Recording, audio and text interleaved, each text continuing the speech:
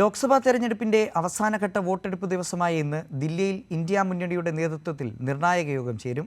പ്രമുഖ നേതാക്കളടക്കം പങ്കെടുക്കുന്ന യോഗത്തിൽ തെരഞ്ഞെടുപ്പിലെ മുന്നണിയുടെ പ്രകടനവും ഭാവി പ്രവർത്തനവും ചർച്ച ചെയ്യുമെന്ന് CPM general secretary Sitaram Yechury Kairali ന്യൂസിനോട് പറഞ്ഞു.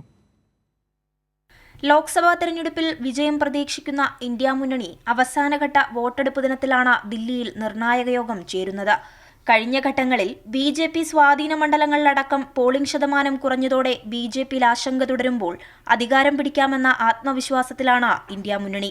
പ്രമുഖ നേതാക്കളടക്കം പങ്കെടുക്കുന്ന യോഗത്തിൽ തെരഞ്ഞെടുപ്പിലെ മുന്നണിയുടെ പ്രകടനവും ഭാവി പ്രവർത്തനവും ചർച്ച ചെയ്യുമെന്ന് CPIM general secretary Sitaram Yechury പറഞ്ഞു. Well, it's just basically consultations, exchanging opinions on how the polling, the final polling was taking place, because that was the day when it will be finally ended.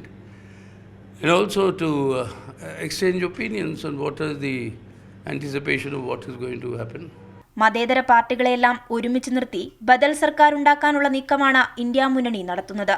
അതേസമയം മദ്യനയക്കേസിൽ supreme കോടതി ഇടക്കാല ജാമ്യം അനുവദിച്ച ദില്ലി മുഖ്യമന്ത്രിയും Aam Aadmi party അധ്യക്ഷനുമായ അരവിന്ദ് കെജ്രിവാളിന്റെ ജാമ്യ കാലാവധി നാളെ അവസാനിക്കാനിരിക്കെ യോഗം ആം ആദ്മി പാർട്ടിക്കും നിർണായകമാണ്. കൈരളി ന്യൂസ്, ദില്ലി.